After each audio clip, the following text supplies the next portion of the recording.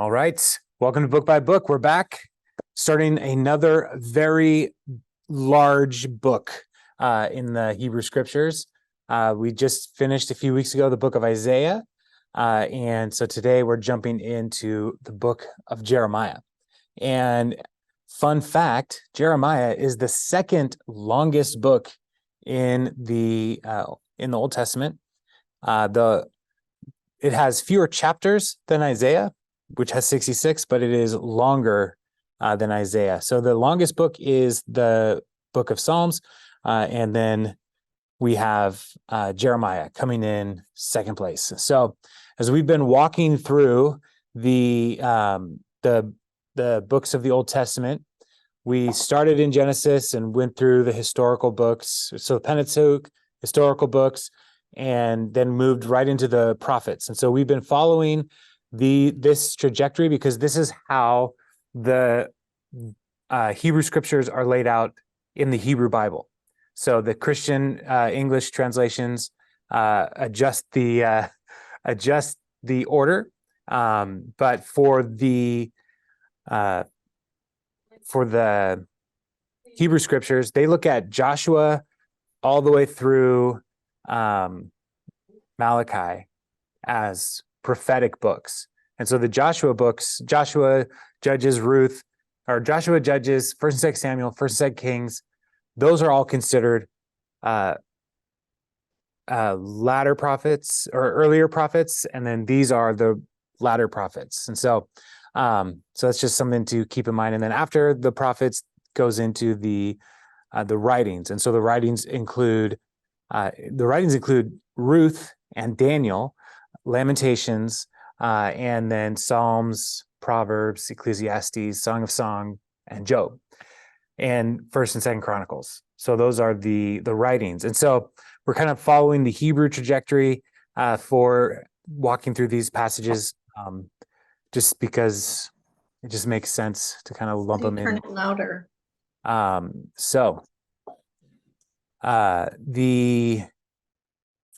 Jeremiah, let's talk. I want to do a little bit of background for Jeremiah, and then we'll jump into looking at just 2 chapters tonight. These chapters are long as well, so I'm going to try to be focused and intentional. So Jeremiah was a descendant of a priestly family.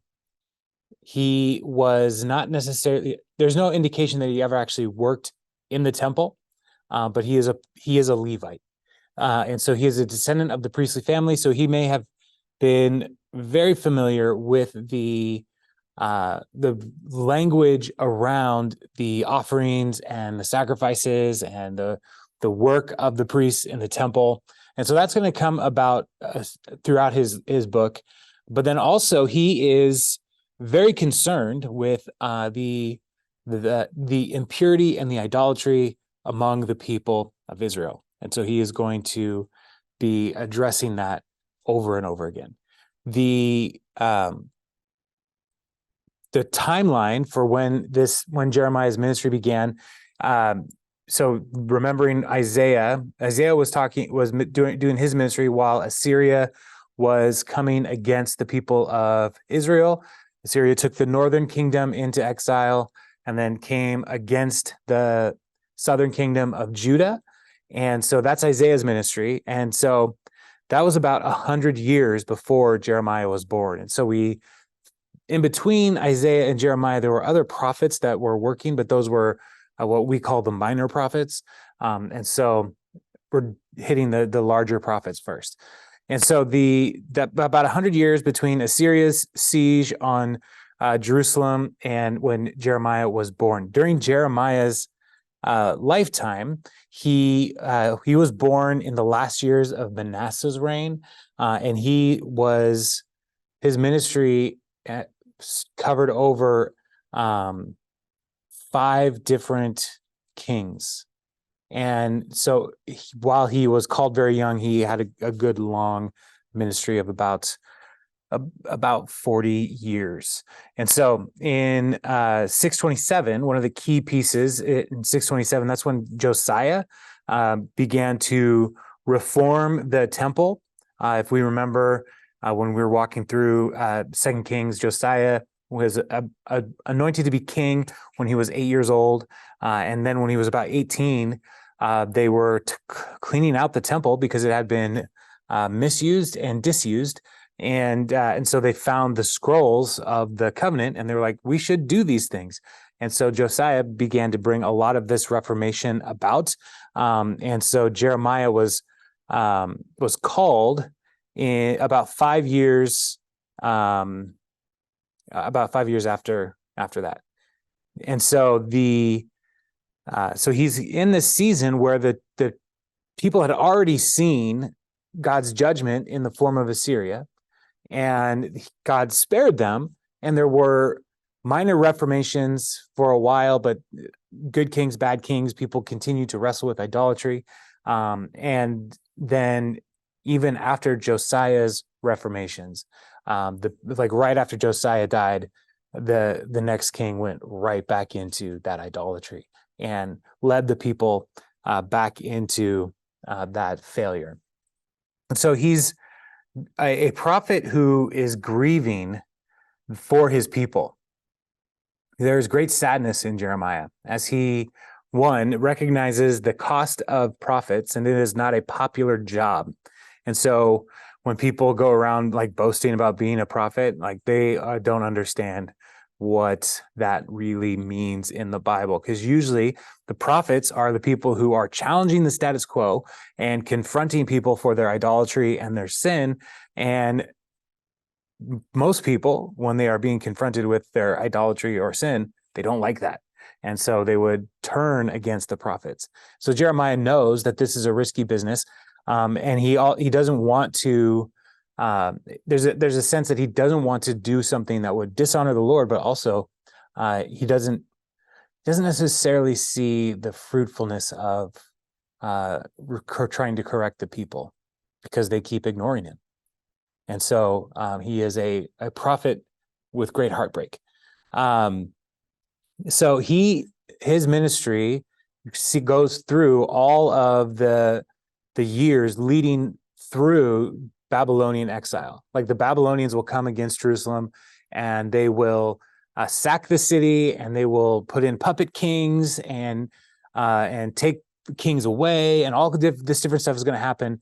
And Jeremiah will be in Jerusalem while all of this is happening. And so the exile didn't just happen in like one fell swoop. There were different like waves of exile where the Babylonians took people. And so there's one point in the book of Jeremiah where he's writing a letter from Jerusalem to the exiles in Babylon. And that chapter is one of the most famous chapters in this book, is Jeremiah chapter 29. And so in that chapter, this 29:11, which a lot of people claim as their life verse, and it's a good, encouraging verse, but it's bigger than just how a lot of people read it. Is the text says, "For I know the plans I have for you, declares the Lord, plans to prosper you and to bless you," and all this different stuff. And people tend to read that as like the Lord wants to bless me. Glory, hallelujah. But we have to look at the context. These are people who are in exile, who are looking to give up their, like, why bother living anymore, essentially. And so the chapter 29 is writing to them to say, no, seek the peace of the city, pray for the city, plant gardens, build homes, give your children in marriage, and just keep living, because God's plan will continue. And so, so there's these great verses and passages that people may be familiar with as we're walking through Jeremiah. And my hope is that we will see that those single verses are much more powerful when we look at the broader context of the book. And so this is a wonderful book. And I hope that I do a good job walking through it. As I said with Isaiah, I'm not great with Hebrew, and I'm not great with Hebrew poetry. And so there are things that I'm sure I will miss that like a real Hebrew scholar would be able to get into.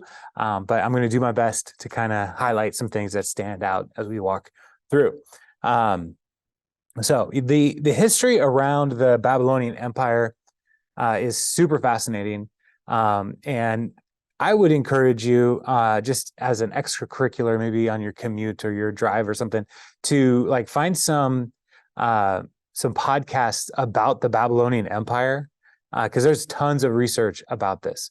There's a lot like secular, faith-based researchers, all kinds of different folks talking about the Babylonian Empire. But just to read about the rise and fall of this kingdom is really fascinating. And so, but I don't want to spend too much time tonight going into all of that stuff. And so it might come out through our weeks. I do have an outline that I want to work through with Jeremiah, but some of these sections may be longer than I really can handle in 1 week. And so, but my hope is to walk through most weeks, 3 to 4 chapters. And so as we are walking through, and if you're wanting to read ahead, then if you aimed for 3 to 4 chapters each week, you would be pretty close to where we're actually going to be on that session. So, so let's jump in and we will talk about Jeremiah, starting in chapter 1, verse 1. The words of Jeremiah, son of Hilkiah, one of the priests of Anatoth in the territory of Benjamin. The word of the Lord came to him in the 13th year of the reign of Josiah, son of Amon, king of Judah, and through the reign of Jehoiakim, son of Josiah, king of Judah, down to the 5th month of the 11th year of Zedekiah, son of Josiah, king of Judah, when the people of Jerusalem went into exile. And so here, this is, many of the prophets have a introductory text. Who's writing this book? Not all the prophets do that, but so this is one of those things that is given to us as a way to say, what is the scope of this book? So I kind of went over that a little bit earlier, but one of the key pieces here is in verse 2. The word of the Lord came to him. For the prophet, it is important for him to be able to say, like, this is not my word. This is not my idea. This is coming from the Lord, and Jeremiah recognizes that he is just a conduit of God's message to God's people. And so that idea for the prophets is an important piece for how we should read all of these, is recognizing that there is a divine inspiration that's happening. There's also some wrestling that we're going to read, as Jeremiah's like, I don't really know how to do this. Even Ezekiel, when we get to Ezekiel, there's going to be even more of that.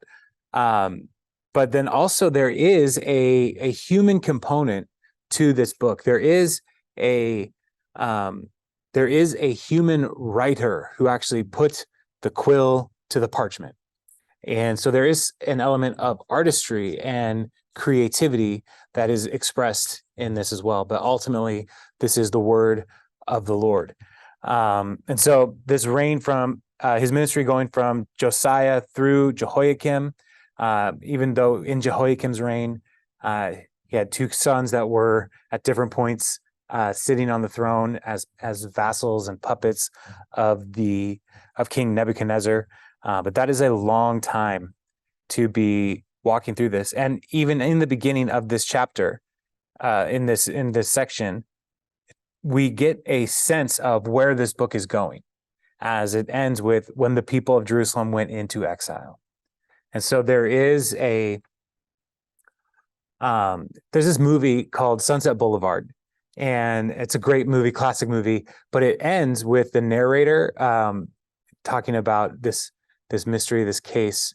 But you look at the camera and the narrator is like floating in a pool as like a dead body. And that's kind of a morbid picture here. But as we read this, we have that same sense, like the exile's coming. The people are going to go into exile. And so we have that, like, try as he might, the people just didn't listen to Jeremiah. And so exile was inevitable. So they didn't repent. They didn't turn away from their idolatry.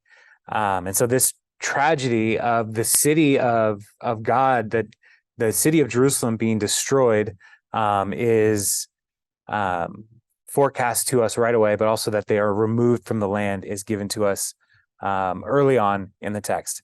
And so it's something to just keep in mind is the prophets never really gloat at the failure of the people of Israel. It's always the tone is a heartbreak. So they're not like saying like, I told you so, as much as like, I told you this would happen. And now we're all grieving. And so that's something to keep in mind as well. So let's keep going. Chapter 1, verse 4. The word of the Lord came to me, saying, before I formed you in the womb, I knew you. Before you were born, I set you apart. I appointed you as a prophet to the nations. Alas, sovereign Lord, I said, I do not know how to speak. I am too young. But the Lord said to me, do not say, I am too young. You must go to everyone I send you to and say whatever I command you. Do not be afraid of them, for I am with you and will rescue you, declares the Lord. Then the Lord reached out his hand and touched my mouth and said to me, I have put my words in your mouth. See, today I appoint you over nations and kingdoms to uproot and tear down, to destroy and overthrow, to build and to plant. And so the word of the Lord starts with this commissioning from the Lord that is also highlighting God's foreknowledge of Jeremiah's role in history. And so when he talks about, I formed you in the womb, I knew you, I set you apart, all of these words are pointing to the idea of calling. And there are times where, people might take this verse and say, that's for me too. And we should be careful. Yes, does God know who we are? Does God have a plan for our lives? Yes. But Jeremiah had a particular role in the history of Israel that the Lord is highlighting here. Like, I don't think any of us would say, the Lord has called me to be a prophet over nations, right? Like, that's not something that we can just like claim for ourselves. And so part of the reason why God's call is in these terms is because Jeremiah is going to not want to do this. And so the words of the Lord to Jeremiah is like, no, I know what I'm doing here. I've called you to this purpose. And so even here, it's like, I don't know how to do this. I'm too young. I don't talk well. And so I don't know if, when you're reading through this, if that sounds like anyone in particular, but that's kind of Moses. Moses was older when the Lord called him, but he said, I'm not good at talking. And the Lord, again, did not take those excuses. Instead, he says, you're going to go where I say and do and tell people what I tell you. And in Isaiah 6, we get Isaiah's calling, and the Lord an angel takes a coal from the altar and places it on Isaiah's mouth, and he purifies Isaiah so that he can go and encounter God's presence in the heavenly throne room, but then also to go and preach. And so we have a similar touch and purification happening where the Lord reached out his hand and touched his mouth. And so the imagery that is given here as well, like the particular calling is I'm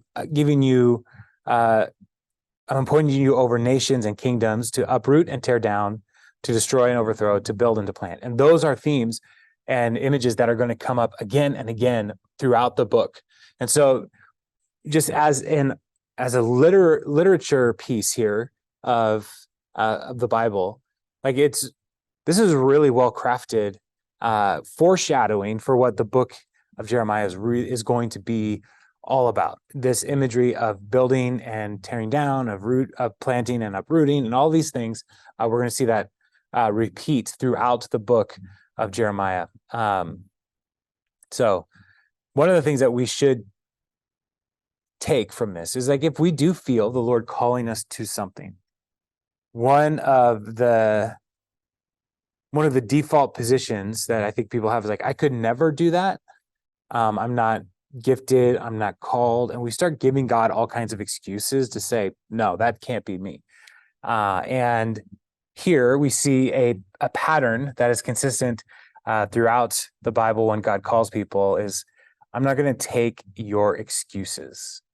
And so if God calls us to do something, we must, it's just a lot faster if we just agree and obey. And it's a lot less drama in our lives if we would just surrender to the will of the Lord. And so something to keep in mind.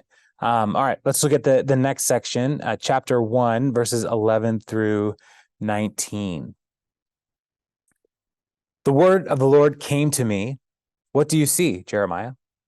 I see the branch of an almond tree, I replied. The Lord said to me, you have seen correctly, for I am watching to see that my word is fulfilled. The word of the Lord came to me again. What do you see? I see a pot that is boiling, I answered. It is tilting toward us from the north. The Lord said to me, from the north, disaster will be poured out on all who live in the land. I am about to summon all the peoples of the northern kingdoms, declares the Lord. Their kings will come and set up their thrones in the entrance of the gates of Jerusalem. They will come against all her surrounding walls and against all the towns of Judah. I will pronounce my judgments on my people because of their wickedness and in forsaking me, in burning incense to other gods, and in worshiping what their hands have made. Get yourself ready. Stand up and say to them whatever I command you. Do not be terrified by them, or I will terrify you before them. Today I have made you a fortified city, an iron pillar, and a bronze wall to stand against the whole land, against the kings of Judah, its officials, its priests, and the people of the land. They will fight against you, but will not overcome you, for I am with you and will rescue you, declares the Lord. So these oracles that Isaiah or Jeremiah is presented with, these images. The first one is this almond tree. And one of the interesting pieces of how almonds look, like the actual almond looks like an eye. And so there is a symbolism here that would have been fairly common in the ancient world when it says, like, yes, it's an almond tree because I am watching you. And so not just one eye, but many eyes coming off of this tree, watching to see that God's word is fulfilled. And so he's watching Jeremiah, who's like, I don't really want to do this. And the Lord's saying, like, well, I'm watching. But he's also watching the people to see if they respond to the message that Jeremiah is called to bring. And so there's a play on words here in Hebrew as well, because the word for almond tree is saked, and the verb for watch is soked. And so the saked is soked. The almond tree is watching. And so those kinds of puns and plays on words, those happen throughout the Hebrew Bible. And one of the reasons that it's so common is partly to help people remember, because rhymes and wordplay help people remember the message. And so there's times like that where that will come up. But then the second oracle is this like pot that's tipping over. The other day I made pasta, and I did my research for this last Thursday, and on Friday I made pasta. And so I was thinking about boiling the water and like then draining the water out of the pasta, and like that imagery of like the boiling pot of water. Like I'm always like very nervous that I'll slip and somehow like burn myself severely, like because I just am a worrier that way. But like knowing that it's tipping over and going about to like totally dump out, like that sense of like Jeremiah can see the pot coming from the north, and he's like, this is coming and there's nothing we can do about it. And so there's a sense of ominousness about it all, that this is coming. And so what the Lord says is like, this, you have seen it correctly. Both of these you've discerned correctly. And that pot coming from the north is these northern kingdoms that are going to come down and attack the people of Israel. And so when you look at a map, you might say like kingdoms from the north, Babylon is like due east from from Israel. So why are they coming from the north? And that is all about geography and topography, because there are hills and mountains. There's bodies of water. There's the river, the Jordan River, that is a natural barrier, so people can't just come straight across. And so they would have to go up the Euphrates River and then down through Syria to come into the land of Israel. And so when it talks about the people coming from the north, the Lord knows where Babylon is. He's not like, they're just north. He's referring to north as their plan of attack and their route that they're going to take. And so the Babylonians are going to come, and they will bring this judgment, not just on Jerusalem, but on all of the towns and cities throughout the land of Judah. And previously, when the Assyrians came, they had already wiped out the northern kingdoms, and they had placed, they had mixed people. So they brought people from other nations into the land of Canaan. They took the people of Israel out and put them all over the place. And so Assyria really did try to mess up the population dynamics by spreading people all over the place, partly to keep them from becoming strong in one place, and then building a natural kind of resistance force. So they spread them out. And so this is the doom that's coming. But part of what's going on as well, he talks about these thrones in the gateway. And this is part of the ancient way that the gateways were the places where business was happening, but also where judgments were proclaimed. And so kings would set up business in the major gateway into the city to rule and to lead. And so when Absalom comes back to Jerusalem, and he actually sets up his station of influence in the gateway to the city. And that's one of the ways that he wins people's favor. Is like, hey, I'm here helping you. I'm here helping make decisions. My father, he's way up in the palace. He doesn't care about you. And so here, the king of Babylon is going to come and just say, like, no, I'm in charge now, is what this is communicating. I'm in charge. I'm making these decisions in the gateway, and I'm going to rule this region. So this is an overwhelming message. This is something that Jeremiah doesn't want to tell people. It's something he probably doesn't even want to know, and he's afraid. But the Lord here promises him, like, I will make you a bronze wall and an iron pillar. And being a bronze wall is saying, like, I will fortify you, Jeremiah. I will protect you. I will defend you like a metal wall can defend. But then, like, being an iron pillar is like, you're not just going to be here down on this level. I'm going to keep you up high. I'm going to keep you out of the fray for so long.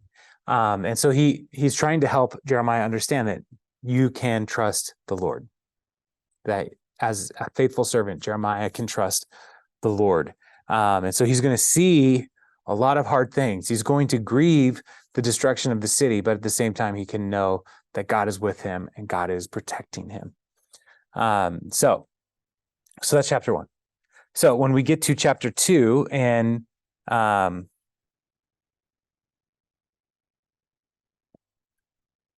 sorry, I'm looking at my notes, and the notes I took are not here. So, but I remember things. So let's jump into chapter 2, verse 1. The word of the Lord came to me, go and proclaim in the hearing of Jerusalem. This is what the Lord says. I remember the devotion of your youth, how as a bride you loved me and followed me through the wilderness, through a land not sown. Israel was holy to the Lord, the first fruits of his harvest. All who devoured her were held guilty, and disaster overtook them, declares the Lord. Hear the word of the Lord, you descendants of Jacob, all you clans of Israel. This is what the Lord says. What fault did your ancestors find in me that they strayed so far from me? They followed worthless idols and became worthless themselves. They did not ask, where is the Lord who brought us up out of Egypt and led us through the barren wilderness, through a land of deserts and ravines, a land of drought and utter darkness, a land where no one travels and no one lives? I brought you into a fertile land to eat its fruit and rich produce, but you came and defiled my land and made my inheritance detestable. The priests did not ask, where is the Lord? Those who deal with the law did not know me. The leaders rebelled against me. The prophets prophesied by Baal, following worthless idols. So here the Lord is painting the picture. He's building his case. He's saying, remember the days when you were a new nation and you enjoyed being being my child, my family, and remember how I took care of you and I brought you to this place that you did not build for yourself. And so the land of Canaan, like there were cities that were already there that the people of Israel, as they drove the Canaanites out, they moved in, and there were fields that were already planted and orchards that were already growing. And the Lord's saying, I gave you all that. I gave you a head start on civilization. And then it's like, where did you guys find fault in me? The Lord is grieved because he's like, I did all this for you. And now you, the nation of Israel, have turned away from me. Instead of enjoying the harvest and enjoying the bounty that the Lord provides, they started to doubt and say, like, well, where's God in his mighty power? Where's God in all these different things? And start to look to the idols. And so even the priests, as it's being laid out here, the priests are the ones who led them into idolatry. Instead of staying faithful to Yahweh, they started worshiping the Baals and leading them into these detestable practices. And so, so the Lord is building out his case. Like, I did all this for you, and you turned away. And so now, as he continues in chapter 2, verse 8, therefore I bring charges against you again, declares the Lord, and I will bring charges against your children. Cross over to the coast of Cyprus and look. Send to Kedar and observe closely. See if there has ever been anything like this. Has a nation ever changed its gods? Yet they are not gods at all. But my people have exchanged their glorious God for worthless idols. Be appalled at this, you heavens, and shudder with great horror, declares the Lord. My people have committed two sins. They have forsaken me, the spring of living water, and have dug their own cisterns, broken cisterns that cannot hold water. Is Israel a servant, a slave by birth? Why then has he become plunder? Lions have roared, they have growled at him, they have laid waste to his land. His towns are burned and deserted. Also, the men of Memphis and Taphanes have cracked your skull. Have you not brought this on yourselves by forsaking the Lord your God? When he led you in the way, now why go to Egypt? To drink water from the Nile? And why go to Assyria? To drink water from the Euphrates? Your wickedness will punish you. Your backsliding will rebuke you. Consider then and realize how evil and bitter it is for you when you forsake the Lord your God and have no awe of me, declares the Lord Almighty. So here, as he's building his case, he brings these charges, and he also then calls witnesses in this divine courtroom. So the charges are, you have forsaken me, you have turned to these idols. And so he's like, well, let's go see what other nations are up to. These are my first witnesses. The nations, like, go to Cyprus, go to Kedar. Have any of you ever turned away from your national gods? And the Lord even says here, is like, even though I know and you know, those are just empty idols. They're not real gods. But no, these people of these other nations are more proud of their deities, their idols, than the people of Israel are of Yahweh. And Yahweh is the one who did these mighty deeds and these miracles for them and all this wonderful stuff. And the people of Israel are actually just kind of ashamed of him. So that's the first witness that he calls. But then he calls the heavens, and he says, be appalled at this, heavens. You see what's going on, all of creation. Isn't this terrible? And the heavens are like, yes, it is terrible. And so instead of trusting the Lord and his gifts and looking at these cisterns, he's saying, like, instead of receiving the living water that I want to give to you, you were willing to try to make your own living water. You were trying to make your own supply. And these cisterns that you dug, and cisterns are a reservoir of sorts that are usually like dug into the ground as a way to have water. Where you can't dig a well, you might be able to like dig a cistern and transport water into it, or capture rainwater when it rains, or divert water from a river into the cistern. There's all kinds of ways to harvest water. And so the problem, though, is if you do a bad job, the cistern will break and the water will just go filter back out into the earth. And so that's where they're at. They tried to do their own thing and it's garbage and it's not helping. And so they don't have the water that they need. And so these different dangers have come against them. When we're talking about Memphis and Taphanes, those are cities in Egypt. And so where the Lord defeated Egypt for the people of Israel, they kept going back to Egypt to try to get help. And so that's one of the things that he's saying here. These Egyptians are attacking you. I saved you from them, and you keep falling for them and letting them hurt you. And so that's one of the things that the Lord is grieving. And so it's like, why would you go back to drink their water? Why would you go and look to the Assyrians for refreshing water? The Lord wants to be the one who refreshes his people, who gives them strength, who provides for them. But they keep looking to the nations. And so while Babylon is brewing in this pot that's going to come from the north, even then, they're still just looking for other nations and alliances that maybe could help them. But Babylon is going to be too much and too strong. And they're going to destroy these other nations as well.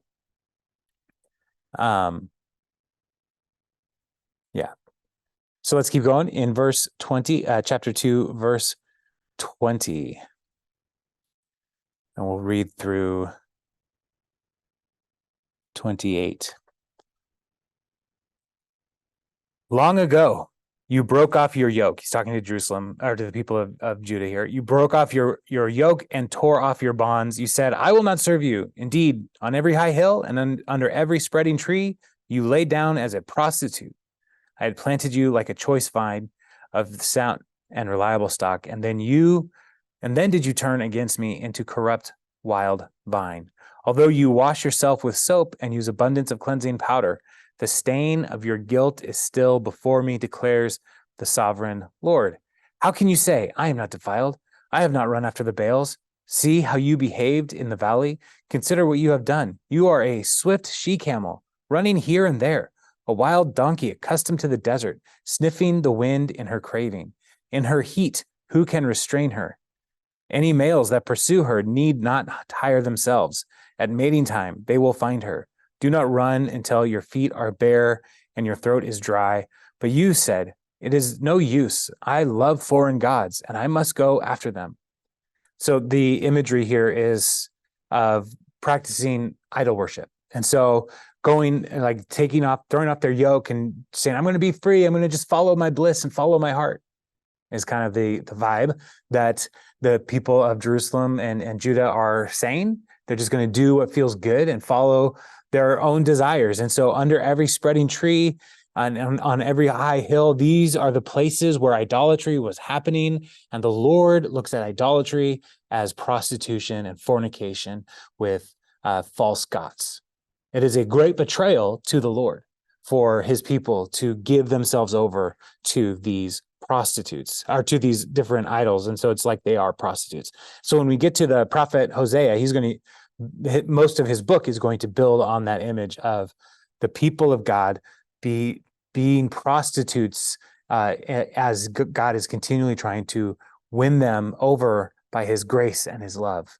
And so we'll see that later on in Hosea again. But this imagery here, though, is like they are so overwhelmed with their desire for these idols. They are like an animal in heat, and like they cannot do anything other than try to find that satisfaction in their idols. And so this image of the swift she camel, the running, the wild donkey, like sniffing the air, like somewhere out there, there's a partner for me. And so they're looking for anyone that might fulfill their satisfaction. And the Lord all the while is like, I want to be not just, I want to be your husband, Israel, is what he's trying to say. Like, I want to be the one who loves you and provides for you, but you are satisfied to just pursue the pleasure of the temporary idols. And so that's the image that the Lord is giving. And like, these are offensive words. Jeremiah is not holding back. And so people are not going to like him, but this is intense language. And it's like, if our kids talk to us this way about things, like, we would like have words to say to them, like, that's impolite, that's improper. But the Lord is trying to get their attention. So continue on in verse 26. As a thief is disgraced when he is caught, so the people of Israel are disgraced. They, their kings and their officials, their priests and their prophets, they say to wood, you are my father, and to stone, you gave me birth. They have turned their backs to me and not their faces. Yet when they are in trouble, they say, come and save us. Where are the gods you made for yourselves? Let them come if they can save you. When you are in trouble, for you, Judah, have as many gods as you have towns. So here it's saying, like, they, instead of calling out to the Lord all the time, they prefer to go to these idols they made. And Isaiah talked about this as well, where, they cut down a tree, half they used to burn and the other half they worship, thinking this idol that I made is going to save my family. And so that's this similar image that's going on here. But then when actual trouble comes, they're like, Lord, save us. And Yahweh is just saying, you chose to follow after your own heart, your own idols. Let's see if they can save you now. And so the Lord is handing them over to their own desires. Yeah. Okay, let's keep going. Chapter 2, verse 29, and then I'll finish out this chapter here. Why do you bring charges against me? This is the Lord again talking to them. Why do you bring charges against me? You have all rebelled against me, declares the Lord. In vain I punished your people. They did not respond to correction. Your sword has devoured your prophets like a ravenous lion. You of this generation, consider the word of the Lord. Have I been a desert to Israel, or a land of great darkness? Why do my people say, we are free to roam, we will come to you no more? Does a young woman forget her jewelry, a bride her wedding ornaments? Yet my people have forgotten me, days without number. How skilled you are at pursuing love. Even the worst of women can learn from your ways. On your clothes is found the lifeblood of the innocent poor, though you did not catch them breaking in. Yet in spite of all this, you say, I am innocent. He is not angry with me, but I will pass judgment on you, because you say, I have not sinned. Why do you go about so much, changing your ways? You will be disappointed by Egypt, as you were by Assyria. You will also leave that place, with your hands on your head. For the Lord has rejected those you trust. You will not be helped by them. So here, the people are blaming God for their misfortune. And this is nothing that is uncommon even in our own time. People often say, like, why does God let bad things happen? And, often we have to just acknowledge, like, the bad things are happening because of decisions we made. Like, we got ourselves here. And these are the natural outcomes of our bad decisions. Often, sometimes they're just tragedies that are beyond our control. But there are often things that we do that get us into places where we feel like God's abandoned me. And what the Lord is saying here is, you abandoned us, people of Israel. You abandoned our relationship. And so what am I supposed to do? You did not want my help for so long. And now you cry out to me but let's see if Assyria and Egypt are going to help you. They haven't so far, but let's see. And so the Lord is kind of, there's a lot of talk about setting up boundaries, and people like, I put a boundary up so that they couldn't hurt me again. And so that's one of the things that like the Lord is saying, like, I told you the parameters of our relationship. I gave you the covenants and the law. I provided for you. I did all of this so that you would have a path of life to walk in, and you decided to go your own way. And so here is the natural outcome of your actions. And yeah, I mean, it's a hard couple of chapters to get started. Like the message just comes right to the people and says, everything that's about to happen, you brought upon yourself. And, as a pastor, like, it's one of those things that nobody really wants me to say in a meeting where they're wanting counsel. But often that is the truth, is like, you went your own way. How's that working out for you?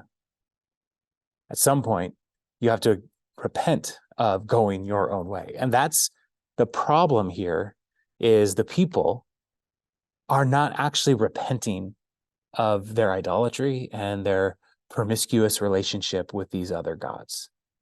They're asking God for help, but they're not abandoning their idolatry, which is what got them in trouble in the first place. They're not turning away from their injustice to the poor, the orphan, the widow, and the foreigner among them. They are treating people like garbage. And then they're like, God, why is this happening to us? And the Lord is quick to grant forgiveness when his people turn from their sin. But what's going on here is the people are not actually turning away from sin. And the Lord is calling them out on that.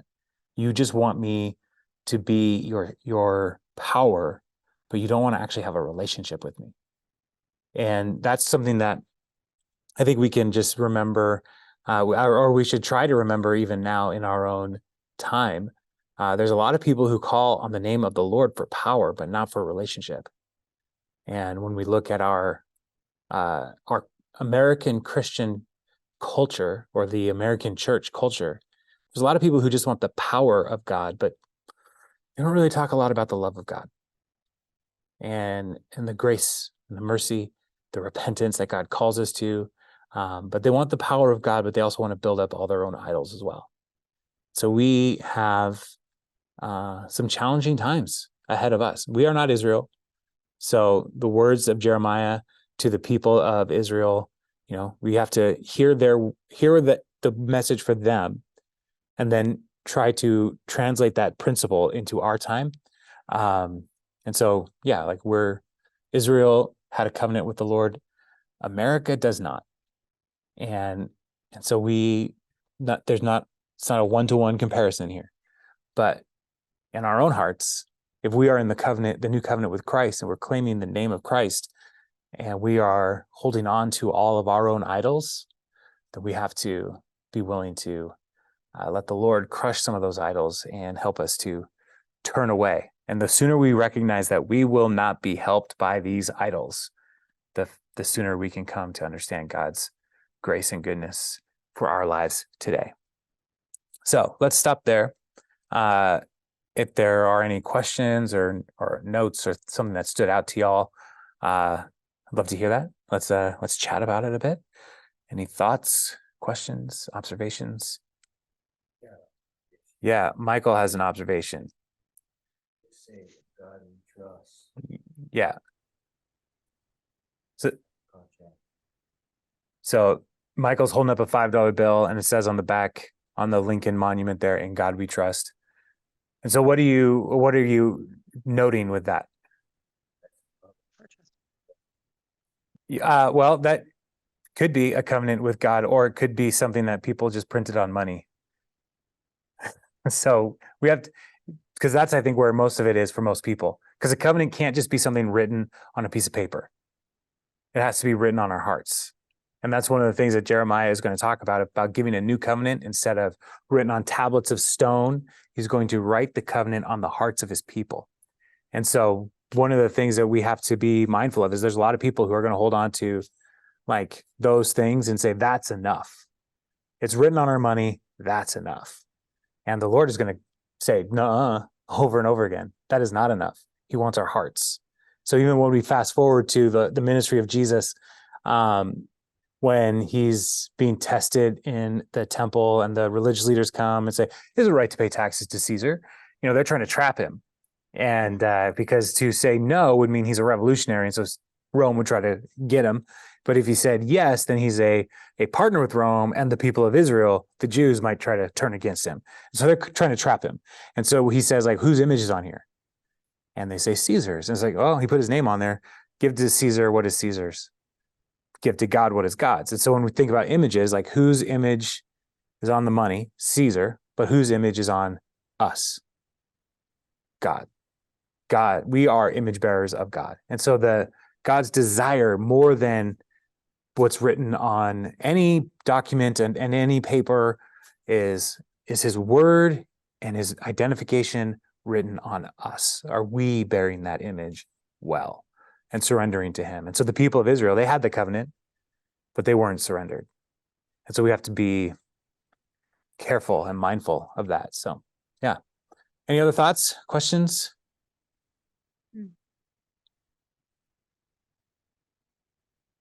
Observation? Yeah, observation as well. Sure. In Jeremiah 2:28, where it says, "Where are the gods you made?" It's the exact almost saying as Judges 10:14.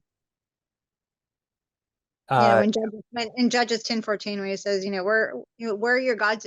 Where are your gods? Let them save you now. It's almost the exact same wording. In 10:14. Yeah. Do I have it right? 10:14. Yeah.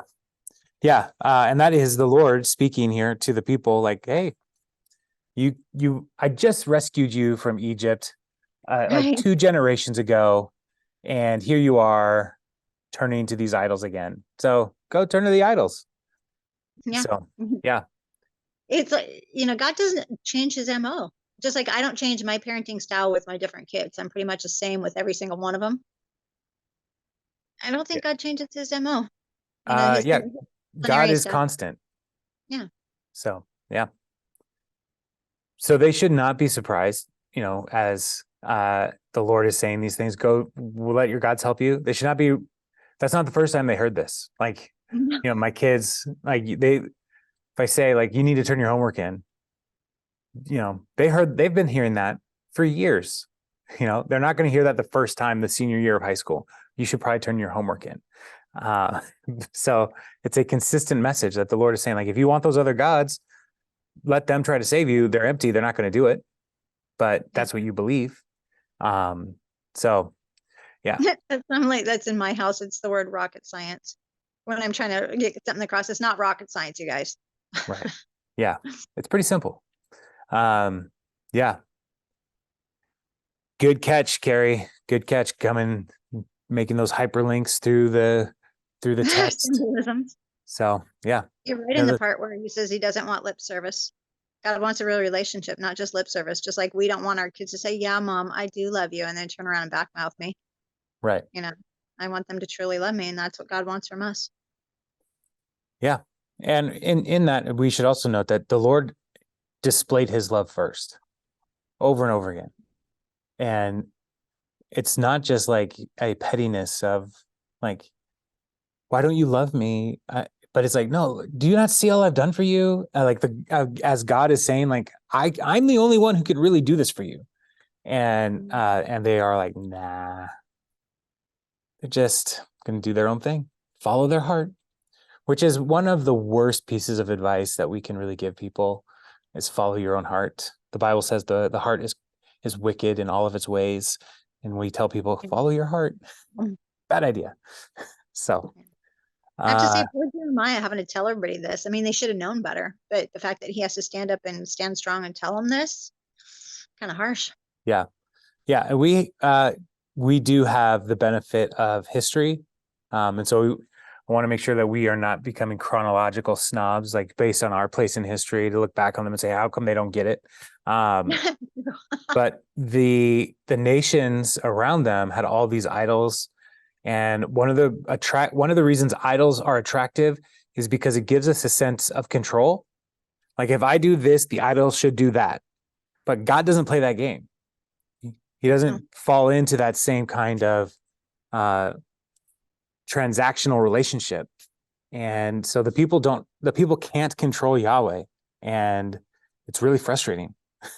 But the Lord doesn't want to be controlled. He wants to bless.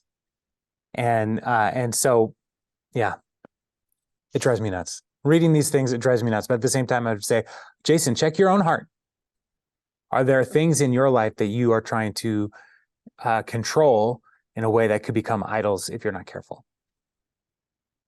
So, Sure. I think sometimes even people's thoughts are their own idols. They think what they think is the only way to be. yeah, that is true.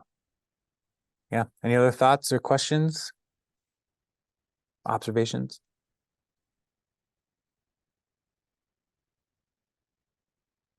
No? Andrea, are you talking? You're muted.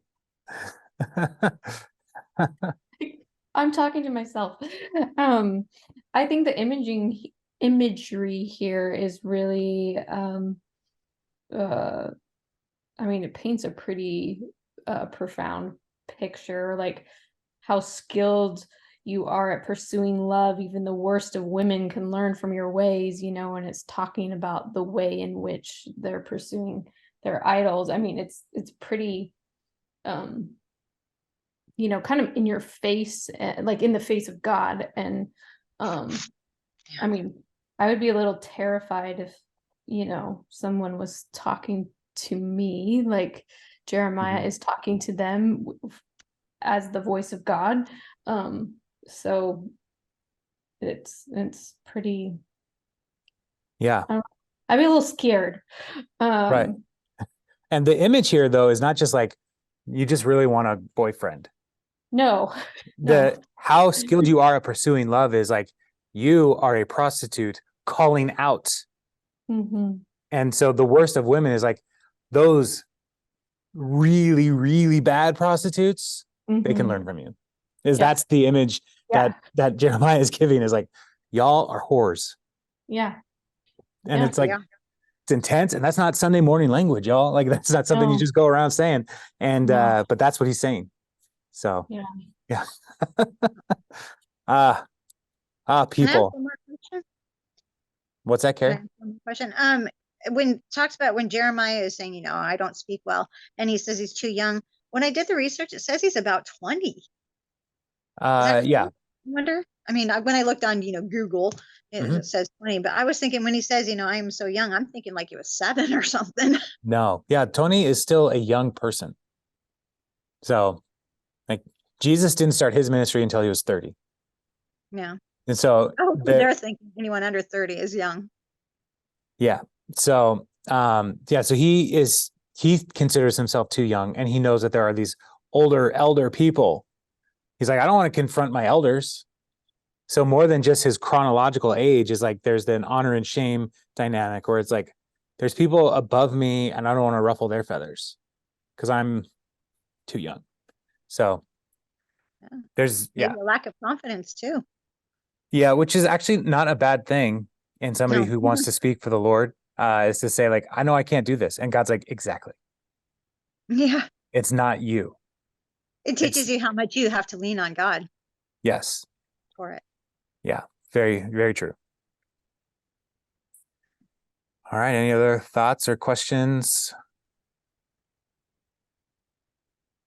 I just had a question at the end of the first chapter. Yes. Verse 17, it says, get yourself ready, stand up and say to them whatever I command you. Do not be terrified by them, or I will terrify you before them. What do you think God means by that? Like, so I will terrify you before them. So here he's talking to Jeremiah. Yeah. Saying like, I'll protect you. I'll be with you. They are going to be overwhelmed by you, and the presence of you is part of what the Lord's been saying. And so like when they come at you and say all kinds of things about you or threaten you, if you are afraid of them, then I will make you even more scared. It's kind of what, like, I will terrify you before them. Like, they're going to try to scare you, and I'm going to make you a cowardly little lion. But like, you need to remember that the God of creation is speaking through you, Jeremiah. So what do you have to fear? So Okay. does that answer your question? Yeah. So, and that is, again, like, we should recognize, we got to be careful, because, our tradition, we have a Pentecostal background as a church, and people look at these kinds of passages and we say, like, I'm a prophet of the Lord and I'm going to do these things. And like, we have to make sure, like, is the God really the one calling you to do this? Because people might step out and like be all zealous, and it's just them. And maybe God's saying, I didn't call you to do that. So we need discernment in this process as well, to discern the will of and the ways of the Lord. So, but yeah, for a young person like Jeremiah to be asked to go and confront the high priest, who is basically like the most powerful person in the world, like don't be afraid. It's easy to say, right? Yeah, you'll be fine. Like, will I? I don't know. So the Lord's saying, like, yes, you'll be fine. And He's Jeremiah also, is one of the few prophets that we know that like wasn't killed. Like, they did a lot of things to him, but he like lived a good long life. And he wasn't executed by his enemies. He was in prison, but he lived, and the Lord preserved and sustained him for sure. So on that note, so he's prophesying when the Israelites are in captivity, when they're in exile. yeah. So did he actually, I guess I haven't read enough. Did he actually see them released from captivity No, during his prophecy? no, No. no, he would have died before that happened. Okay. So, Because again, I'm kind of ignorant in the whole timelines of things. So okay. Yeah, we'll get to it. So no worries. no. Yeah. He also has to walk that line. He has to be the humbleness, but the strength of God behind him. Right. Yeah. Which is a hard thing to do. Kind of like But Joshua. yeah, kind of. So the people who God calls are usually the people with the least desire to be called. Yeah. So, yeah. Chris, I see you're unmuted. Did you have something you wanted to note? No. Oh, okay. I just wanted to make sure I didn't miss You you. weren't really talking about yourself, were you, Jason? What? What? Well, I do think that anybody who experiences a call into a ministry type role needs to walk with great humility and recognize that it's not them doing anything. It is God working in their life. So I try to live that out, and you will all be the ones who can actually say whether or not if that's happening. So all right. Well, y'all, let's wrap here, and we'll be back next week. And so if you are signed up for the Bible Engagement Project stuff, I do have that Zoom group tomorrow at noon. It's just going to be like a half hour. Just drop in and check in, men, women, just if you're available at all. And we're just walking through that Bible Engagement Project content. Each day is like really brief. It is not a ton of stuff to work through if you haven't opened it up and started working through that yet. And so, yeah, so tomorrow, if you want to jump in, and that's one of those things you can join through the groups page on the website. Or I sent you an email. I think all of you are maybe already signed up for that, but I send you an email with links and where to sign up for that. And it's a check-in as you can. If you miss a week, I'm not going to be. What if you're like 10 minutes late? Jump in. I'll see that you jump in. I'll let you in. So Right out of a class at noon. So I thought, how am I going to do this? Yeah. And it really is like just checking in with thoughts and questions from the group study. So it's not going to be super structured. I just want to make sure we have a rallying point throughout the week that people can be a part of. So is it the same Zoom as the station as this invitation? So we Yeah. could just go into the email and click on this Yeah, at noon. So, at noon. Okay. all right. Wait. It's this same Zoom number? This? Yeah. If that, I'm not the that best belongs at to security. I'm not the best at security. I don't want to have a bunch of different numbers and codes. So it's the church address and my phone number. I mean, that's it. So, yeah. So if you just save this email, you can jump in on Thursdays. I'll be there. So, all right. Cool, everybody. Have a good night. I will see you, some of you tomorrow. I'll see some of you Sunday. And if not, I'll see you next week. God bless everybody. Thank you.